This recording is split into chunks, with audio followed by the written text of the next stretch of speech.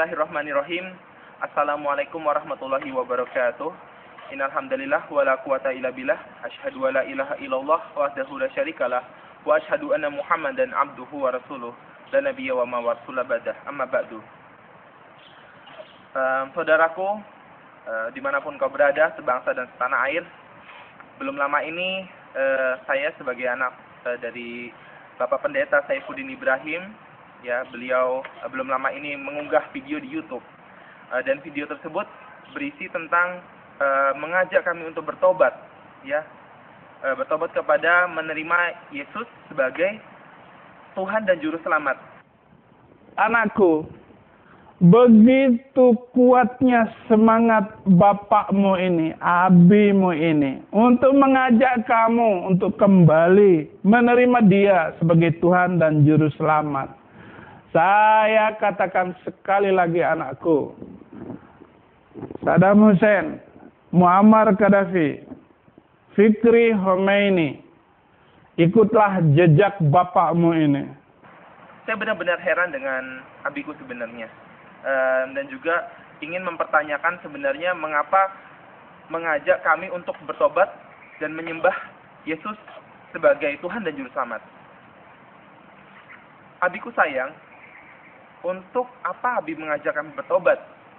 Sebenarnya tidakkah Abi ini sadar bahwasanya anak-anakmu ini, saya Saddam Hussein, Muammar Gaddafi dan juga Murtaza Muhammad Fikri, setiap hari, terutama setelah selesai sholat, selalu kami tidak pernah lupa untuk bertobat kepada Allah Subhanahu wa Ta'ala atas segala dosa-dosa yang pernah kita lakukan. Bahkan seperti Abi ketika kala Muslim itu, doanya salah satunya, Rabbana ighfir lana wa li ikhwanina alladziina sabaquna bil iman wa la taj'al fi qulubina ghillan lil ladziina amanu Rabbana innaka ra'ufur rahim. Dan masih banyak doa-doa yang lainnya, ya Abi, gitu. Bukankah Abi juga mengingatnya ketika waktu Muslim dulu? Lalu Abi kenapa masih meminta kami untuk bertobat? Pertanyaan selanjutnya adalah, bertobat kepada siapa? Apakah pertobatan yang tadi kami lakukan selama ini itu masih belum cukup? Atau mungkin salah? Ya Abi, kami sudah bertobat, memohon ampun dengan tata cara yang diajarkan oleh Nabiullah Muhammad SAW. Kami juga sudah bertobat, meminta ampun kepada Allah sejalan dengan apa yang diajarkan oleh Nabi Isa atau Yesus. Kami akan paparkan Lukas pasal 11 ayat 2 dan 4.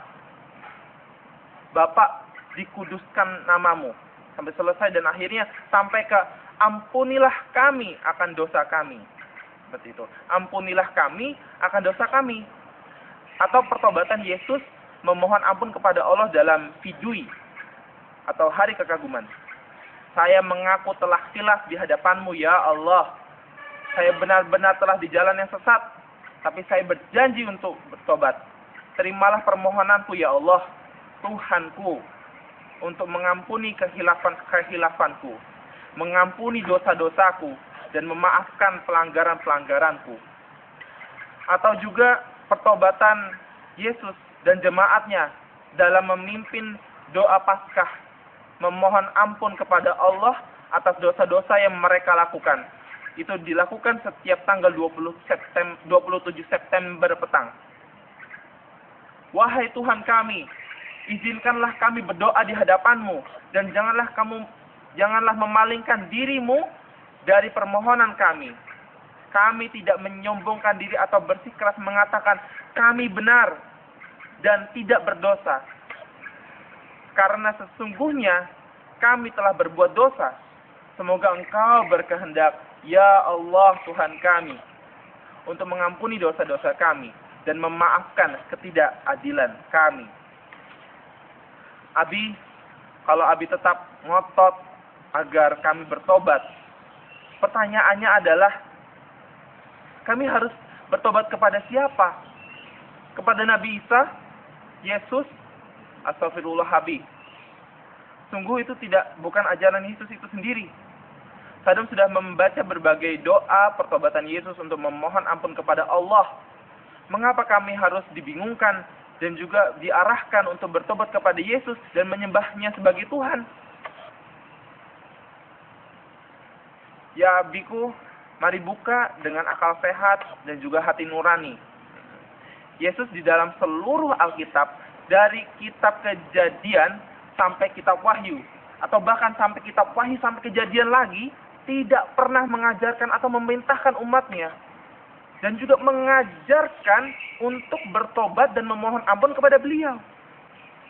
Abi, kalau misalnya menemukan satu ayat saja yang tidak memiliki keambiguan, tidak membingungkan, dan secara jelas menjelaskan bahwasanya Yesus meminta umatnya untuk menyembahnya, bertobat kepadanya, di seluruh Alkitab, satu ayat saja, maka fair, maka adil.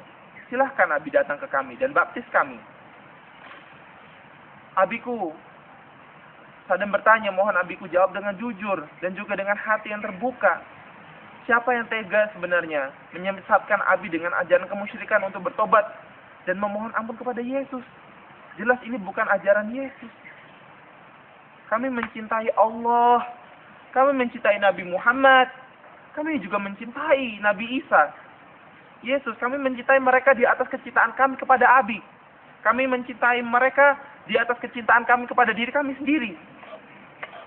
Namun mengapa Abi malah mengarah kepada sesuatu yang bukan dari ajaran-ajaran mereka?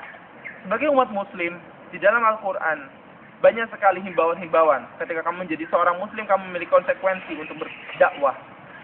Qul in kana aba'ukum wa abna'ukum wa ikhwanukum wa azwajukum wa ashiratukum wa amwalun iqtaraftumuha wa tijaratun tahshawna kasadaha wa masakin taradawnaha ahabba ilaikum minallah wa rasulih wa jihadin fi sabilihi fatarabbasu hatta ya'ti Allahu bi amrih wallahu la yahdil qaumal fasikin. Ya Abi, maka dari itu ya Abi, Sadam serius, mohon jangan bingungkan kami. Abi, mohon juga jangan menyesatkan kembali umat-umat Islam. Mengapa Abi bangga bisa menyesatkan umat dengan ajaran penyembahan berhala itu? Sungguh tidak dibenarkan, sungguh tidak terpuji. Sadarkanlah Abiku, ketika Abi mengaku bahwasanya Abi berkata di atas perkataan kebenaran, mengaku bahwasanya apa yang Abi sampaikan adalah kebenaran, lantas mengapa Abi menyampaikannya dengan sesuatu hinaan, mengandung penyesatan, dengan semangatnya Abi ngototnya membawakan kebencian terhadap Al-Quran dan juga Nabi Muhammad SAW, sedangkan kami sebagai umat Islam tidak melakukannya, tidak melakukan penghinaan. Ya Abi, marilah kita sudahi, karena seharusnya Abi menangis dan juga memohon ampun kepada Allah karena telah menyesatkan umat. Marilah kita bersikap terbuka dan Abi mengakui kekhilafan. Tolong tegaskan kepada orang-orang yang telah Abi sesatkan bahwa Abi telah khilaf. Tuntunlah mereka kembali ke jalan Allah. Kami berdoa kepada Allah Subhanahu wa Ta'ala untuk Abi kami tercinta. Ya Allah, hanya Kau Tuhan yang patut kami sembah, ya Allah. Ya Allah, kami memohon, selamatkanlah ayah kami. Mungkin jika di balik ini beliau tidak menyadari bahwasanya kalau beliau disesatkan oleh dogma-dogma gereja, ya Allah, berikanlah rahmat-Mu, karuniakanlah hidayah-Mu kepada ayah kami agar kembali ke jalan yang lurus. Ya Allah, Engkaulah yang maha kuasa menggerakkan hati manusia.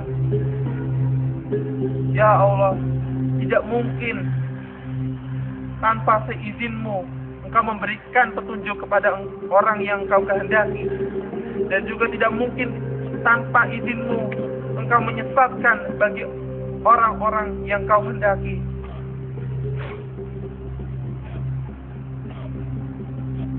Assalamualaikum warahmatullahi wabarakatuh.